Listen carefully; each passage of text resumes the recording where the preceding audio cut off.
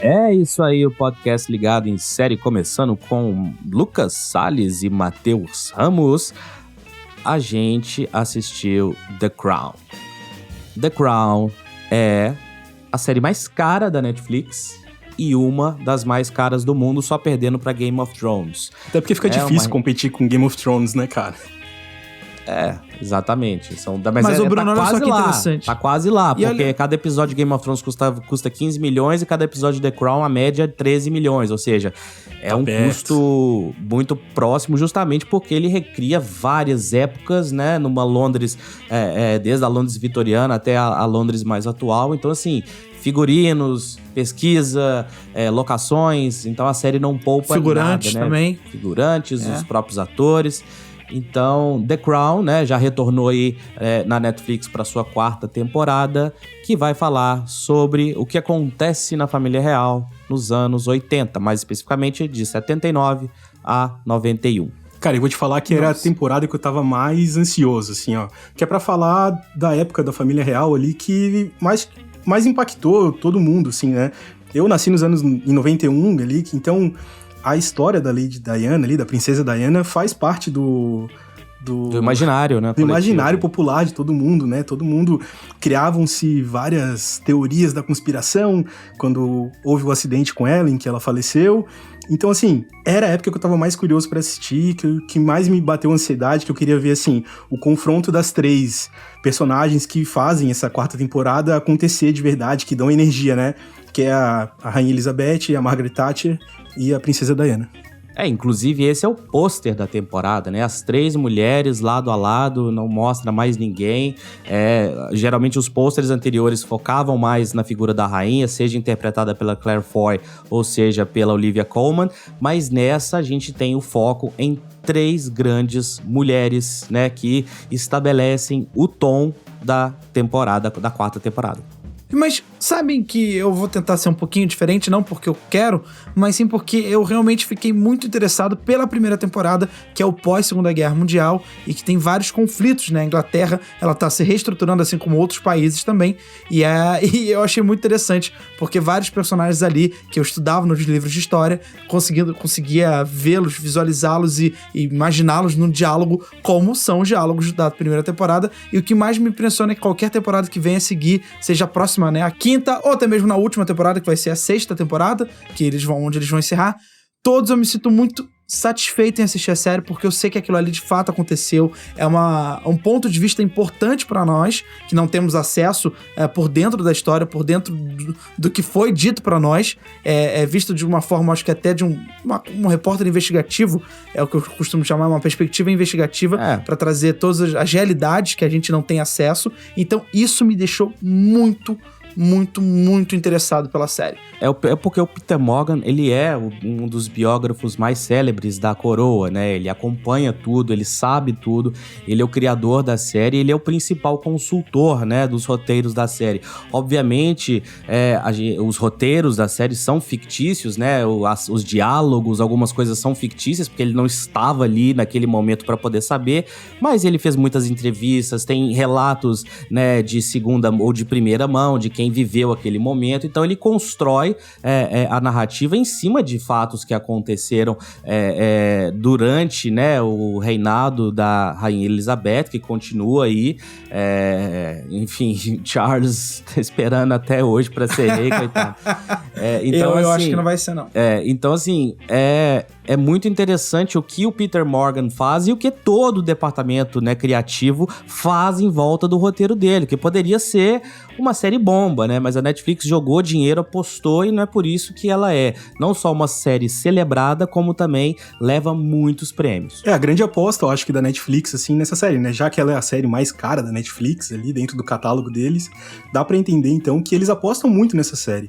Porque ela é uma série popular, ela fala sobre um elemento que faz parte de todo mundo, que é a família real, só que ela vai além, né? Ela vai nos bastidores da família real. Porque todo mundo vê a fachada, né? Todo mundo vê a rainha, todo mundo vê os príncipes, todo mundo vê o que eles querem mostrar. E a série traz o que tá acontecendo lá dentro, as tretas da família real, né? Todo mundo quer saber ali. Inclusive, fica o parabéns pro elenco, cara, que na hora de atuar, tem que tirar do imaginário, né? Então, quem faz ali a rainha, as duas atrizes que fazem rainha, né? Da primeira até a quarta temporada, são duas atrizes, uma pra primeira e segunda e a outra pra terceira e quarta temporada. Cara, a atuação, o rosto, né? O jeito de falar, os o olhar... maneirismos... Tem que ser imaginado. Ninguém faz ideia de como é a rainha dentro de um ambiente particular, privado, assim. E, cara, fica muito bom, passa uma veracidade incrível, por mais que a gente não saiba de fato como é, eu acredito que talvez seja naquele estilo mesmo. Eu acho que passa uma veracidade pra quem tá assistindo. E também é bom que a série... Desculpa, Lucas. E é bom que a série também não fica passando pano pra família real, né? Não é uma série pra celebrar a coroa, celebrar essa instituição. De forma alguma. A série, ela, em todas as temporadas, desde a primeira e muito mais proeminente nesta quarta temporada, ela meio que mostra a realidade de como a família real é cruel, de como ela é inútil hoje em dia, né? Você ter esses elementos todos aí, essa pompa toda, né? Numa monarquia constitucional, né? Um dos poucos países ainda onde há monarquia. Obviamente, eles são totalmente decorativos hoje em dia. Você vê até o príncipe Harry abandonando a família real e abandonando os privilégios que ele tem, justamente porque isso não cabe mais no mundo de hoje, né? Ainda mais do jeito que é. Eu sei que é uma tradição, mas se você for olhar, eles não servem pra quase nada. E é isso que a série fala. Ela mostra, né, o período de ápice do reinado da Elizabeth II e passando, né, a partir da terceira temporada pro seu declínio, e chega nesse período, nessa década de 80 a 90, que foi a mais conturbada da coroa. Eu acredito mesmo que a série traga essa visão para que daqui...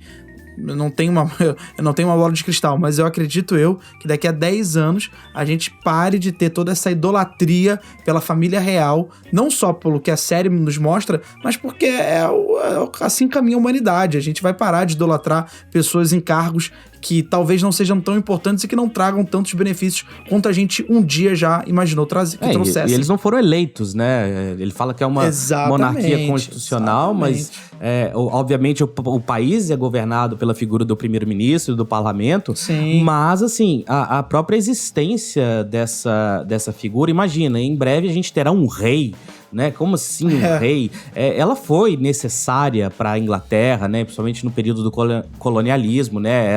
Era muito importante você ter essa figura. Na Grande Depressão foi muito importante, porque ela trazia esperança, né? Se você for em Londres, pra você ver, tem produtos da família real em todo tipo de loja. Eles consomem família real lá. É a grande Disney de Londres, né? É a Disney assim deles, É o palácio, tem o Palácio da Princesa Aurora na Disneyland, tem o Palácio de Buckingham. Toda a família real acabou virando isso, assim, né, cara? Eu acredito que ao fim do reinado da Rainha Elizabeth II aí, deve acabar muito da tradição, cara. Eu acho que ela ainda ela permanece, ela segura muito isso, dá de ver na série, né? Ela é muito preocupada em manter as tradições da família real, e isso causa muitos dos conflitos que acontecem dentro da família, nos bastidores ali, porque ela é super rígida com isso.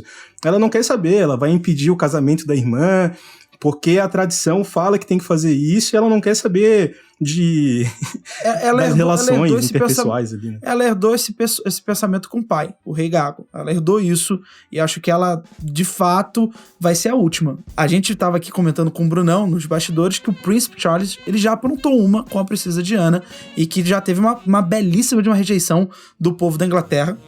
Então ele não é mais visto como um queridinho, como um dia já foi.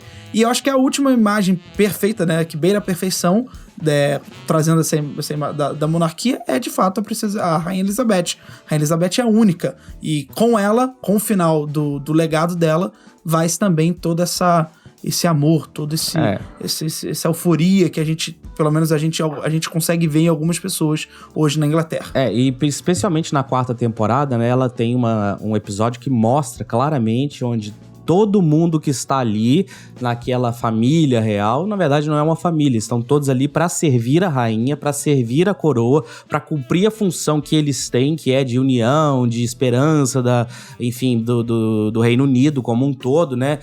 Aí a série, a 4ª temporada, já começa com um conflito com o exército republicano, né, da Irlanda, o IRA, que eles matam, né, o Lord Mountbatten. A série começa aí, depois a gente tem a apresentação de uma das figuras mais controversas aí dessa monarquia constitucional, que foi a baronesa Thatcher de Kesteven, a Margaret Thatcher, a Dama de Ferro que a gente conhece, que foi a primeira-ministra com o maior período no cargo nesse século XX, a primeira mulher primeira-ministra também, só que ela implementou várias políticas controversas, políticas que algumas funcionaram, outras não funcionaram, e que acabou levando, né, o Reino Unido, que já estava num processo de declínio nos anos 80, para uma recessão muito grande, né? Com um relacionamento bem conflitante, né, com a rainha, assim. Pelo menos a série mostra um pouco disso, assim. Ela não vem ali pra servir, ela não vem pra abaixar a cabeça ali, e mostra esse conflito abaixa, legal, né? Ela não abaixa, mas assim, hoje a rainha ela não opina em questões políticas, né? Ela tenta ficar o máximo neutra possível, mas chegou mas ao em relação momento, aos outros relacionamentos que ela teve com os primeiros ministros, que foi mostrado antes, né? Winston Churchill, na primeira temporada e tal, era um relacionamento mais cordial, assim, né? Havia um respeito, inclusive, apesar da família real não ter uma importância tão grande, não atuar efetivamente dentro das decisões políticas ali, mas existia uma cordialidade, existia um respeito, né? E ela já chega batendo de frente, assim. E nessa temporada inclusive, a gente vê... ótima atuação, eu só queria falar que ótima atuação do vilão do Dexter, da 4ª temporada. John Lithgow. Né? O John Lithgow como o Churchill. Incrível, achei incrível, de verdade. Muito bom mesmo. Então, a Margaret Thatcher chega para fazer essa frente, né, com a rainha, ao mesmo tempo em que o príncipe Charles conhece a princesa Diana, né, que vem a ser a princesa do povo, conhecida como a princesa do povo, justamente porque ela foi o primeiro membro da família real que foi mais pé no chão, né? Ela decidiu dedicar parte da vida dela à filantropia, etc., e muito por conta do que ela vivia nos bastidores com o príncipe Charles, né? Era um casamento e ela que inicialmente tinha sido aprovada pela rainha, né? E que deve se arrepender dessa escolha até hoje. Lá no castelo de Balmoral, né, onde acontece meio que uns joguinhos pra ver se a pessoa tá aprovada pela família real, e ela passa com honras, ela é muito próxima da rainha, mas a atitude do Charles, né, com ela, e isso é muito claro, a temporada ela não passa pano em nenhum momento pro Charles, ou ela tenta, vamos colocar um pano quente aqui em cima, porque, né, não posso desagradar a coroa, não. Boa parte dessa temporada, especialmente nas histórias com Diana e em outras, né, parecidas, elas são baseadas no livro Diana, Her True Story, né, Diana, Sua Verdadeira História, que foi um best-seller na época, e que ela gravou por meio de fitas escondidos dentro do castelo de Windsor, através de um amigo, e esse amigo entregou ao escritor, né, que veio a publicar esse livro. O Palácio de Buckingham negou, só que hoje essas fitas vieram a público, né? Tem até um documentário na Netflix que chama Diana, Suas Últimas Palavras, né, que mostra o que ela viveu nesse casamento. Ela sofreu não só o abuso moral do príncipe Charles, mas também de toda a família e de todo o país, né? Porque ela era assediada em qualquer lugar que ela fosse, né? A série, essa 4ª temporada deixa muito claro isso. Toda vez que a gente vê a Diana fora de um estabelecimento ou de um palácio, rodeada, ou de um lugar, né, você tem um tanto de fotógrafo tirando foto dela o tempo inteiro, já sinalizando, né, que na próxima temporada a gente vai inevitavelmente ver a morte trágica dela em Paris, depois que ela foi perseguida, né? Mas esse livro, só para completar aqui, esse livro, ele foi um dos livros que mais causou o estardalhaço na família real, né? E nessa pompa toda, ele tirou um pouco desse véu que ficava cobrindo a família real e escancarou para o mundo que é uma família extremamente problemática, desunida, cheia de melindres, e isso adoeceu a própria princesa Diana, né? Que chegou a ficar bulímica e teve outros problemas psicológicos aí. Teve uns episódios de depressão relatados e tal, né?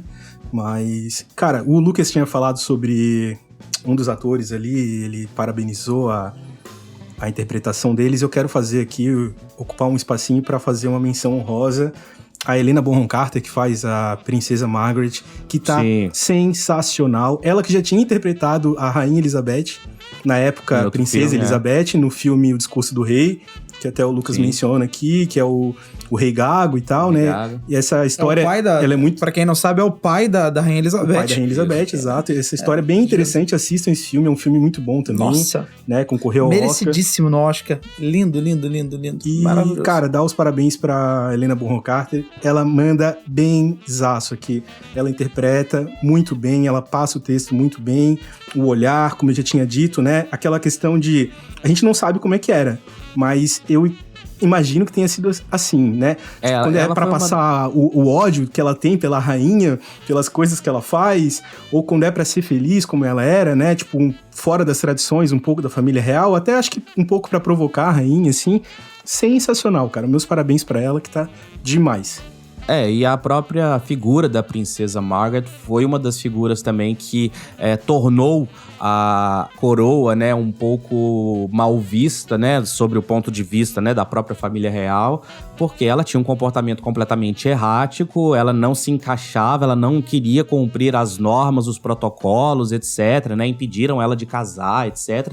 Nessa 4ª temporada também tem um relato muito triste, né, de 2 primas da Rainha Elizabeth que foram internadas num manicômio, porque não queria dar a impressão de que existiria algum problema na genética, né, que é transmitida, mas é um gene recessivo, né, ficou provado lá depois.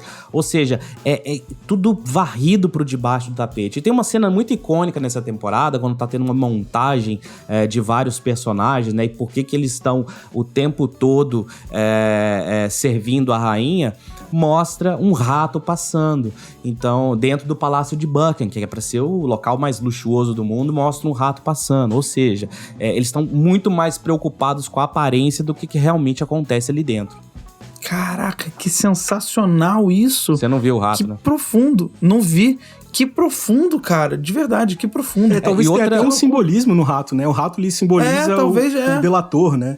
Ele existe esse simbolismo, um termo em inglês, tem várias fontes, The Rat. né?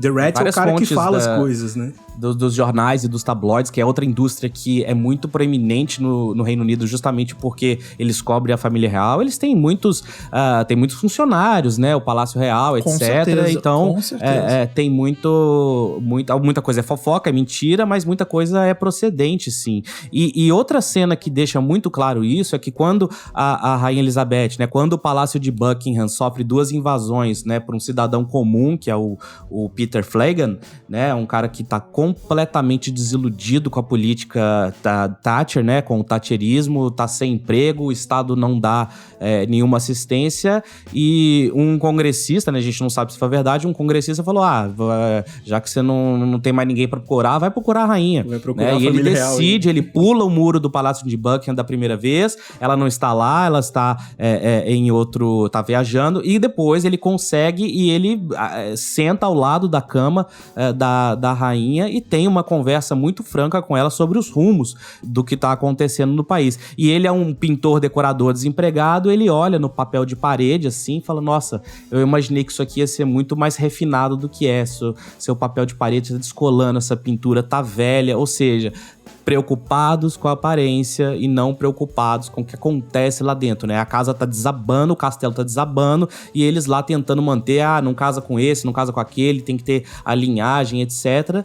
E de uma família, novamente, não serve pra absolutamente nada, a não ser vender coisa, vender souvenir e animar quem gosta desse teatro, né? É um grande teatro. A fachada vende que tá tudo certo, mas o interior é decadente, né? Eu tô tão feliz porque vocês pensam igualzinho a mim, juro por Deus. Eu fiquei com um certo receio de vir e tentar trazer um pouco dessa minha perspectiva. Você achou que a gente é monarquista, Lucas? Não sei, porque eu fiquei com um certo receio em respeito, sabe? sei lá, eu fiquei com receio. Eu sou totalmente contra, juro, eu acho eles desnecessários, assim. Eu acho que depois da Segunda Guerra, eu acho que vou até voltar pra primeira temporada de The Crown, que a gente tá falando a partir depois da Segunda Guerra Mundial, que o Winston Churchill é reeleito, inclusive no primeiro episódio, eu acho que é mostrado isso, que ele é reeleito como primeiro-ministro, e já tem uma certa desavença, porque a parte do parlamentar não gosta do Churchill pelo jeito dele de ser. O Churchill até teve um papagaio que faleceu tem pouco tempo, que ele ensinou esse papagaio a mandar o Hitler ir para aquele lugar. E ele ensinou a falar, olha como o Churchill era. Então, eu sempre achei que pessoas que pudessem ser eleitas dentro do parlamentar e pudessem tomar mais conta do país, como de fato é o caso, fossem mais necessárias do que a família real. E na série a gente consegue ver que todos eles ficam atrelados à família real. Ou seja, eles precisam responder à família real. Por mais que seja o Churchill, na primeira temporada a gente vê que ele é primeiro-ministro, mas ele precisa dizer o que está acontecendo, enviar relatórios à família real, ele precisa obedecer ao rei George. E eles não fazem nada com essa informação, né? Absolutamente nada, né? A rainha é uma conselheira, mas ela não é obrigada a nada. E nessa temporada, Lucas, tem um episódio que é muito claro, né? Que quando a Commonwealth resolve impor sanções tarifárias contra a África do Sul por conta, né, do movimento social liderado pelo Nelson Mandela, né? Que é justamente para acabar com o apartheid, acabar com a segregação racial.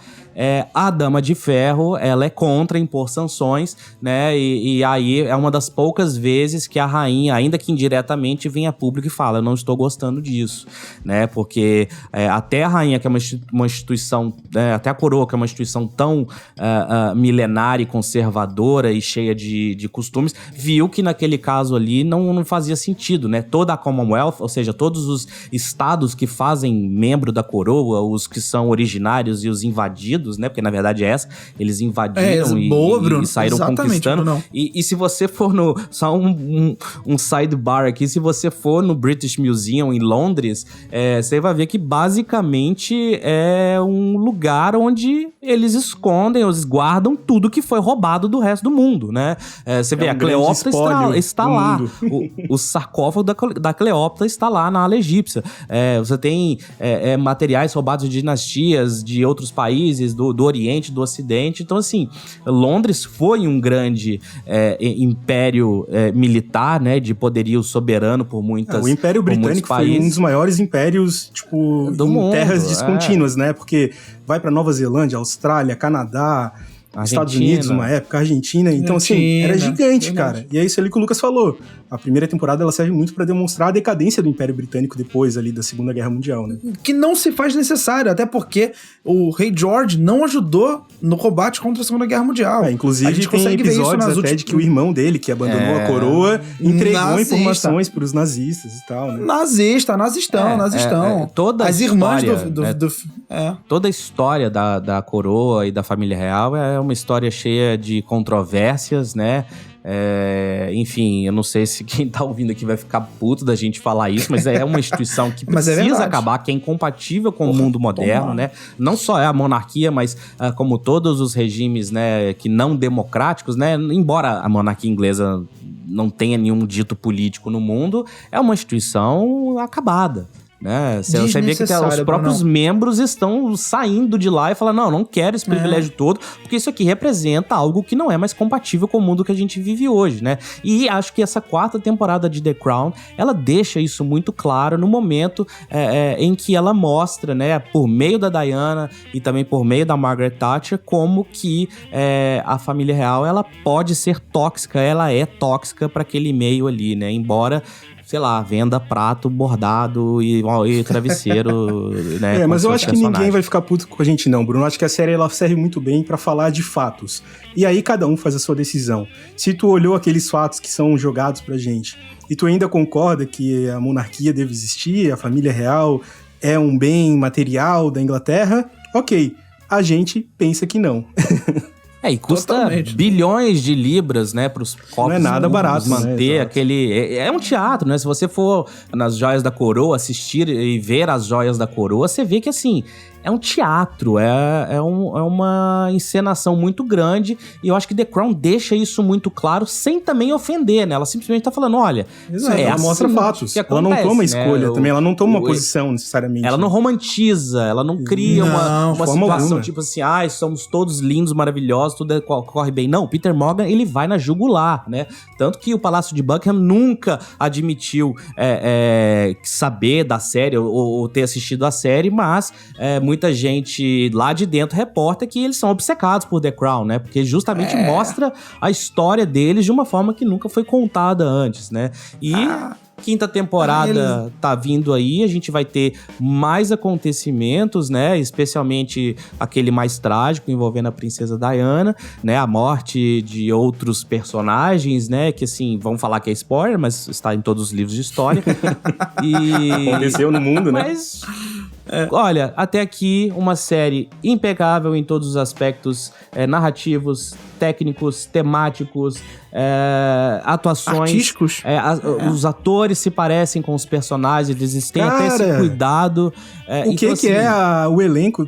Quem que escolheu essa atriz que fez a Princesa Diana? Porque é idêntica, cara. Idêntica, é impressionante. E a próxima também quando a Princesa Diana ela fica até um pouco mais magra e corta o cabelo mais curto, né? A Elizabeth Debicki, que vai ser a próxima, ela é muito parecida. A Gillian Anderson incorporou a Margaret Thatcher, assim, parece que baixou o espírito da Margaret Thatcher na Gillian Anderson. Eu acho que ela vai ganhar todos os prêmios que ela foi indicada daqui pra frente.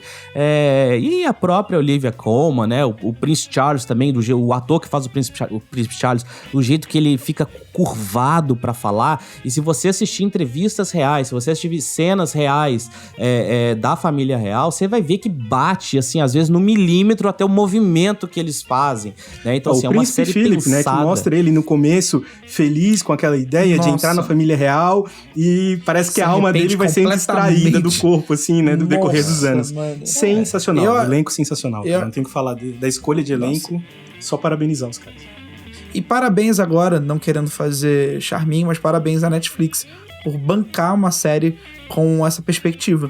Porque a gente sabe que existem pessoas muito atreladas a grandes empresas e também a grandes personalidades públicas, e fazer uma série que mostra a realidade, os fatos de uma família que durante anos e milênios foi protegida, então não é pra qualquer um. Então parabéns, é o mesmo parabéns que eu dei pra Amazon no nosso episódio sobre o Borat, que a gente fala, que eu falo parabéns, que eu dou parabéns pela Amazon por produzir o segundo filme, thank you very much.